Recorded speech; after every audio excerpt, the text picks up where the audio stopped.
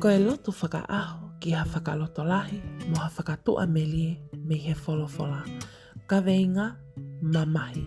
Poto wholofola e wheso wahe wha vesi ua no. I tape kai oua e anga halai. Oua e tuku ke tō ai la a o ku mō kei mamahi. E meni. Ke tau loto.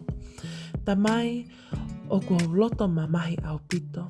Ko uhipe koe lahi ai ngahi mea o ku whakakaukau i he ahoni. Whepaki pia mai ngahi whainga taa he ngāwe, pia o vāta maki mo hoku kau ngā whono ngā, whoki mai ki apini, whele mo whafo ai ngahi ngā ue ki whai. Pia o ku ikai, ke ulawa ke matu uwaki ai whainga taa ko toape, o ku au whauwai he ahoni. Sisu, toko nia mo ao, whakaulo mai ho mama, ke mamangia i he kuma ui. Tao pe mo koe, pia ke si whakanonga si o ku loto ho haa, mo hoku loto i tā. I ho hua whāpe sisu kalaisi, ko koe hoku whakamoui. Amen. Whakamāloat ke te koe, o ku ki kau mai ke ta loto hu fia he hoani, mālo pe eiki si o ke i tuu ta whaaki he taimi o e whainga taa.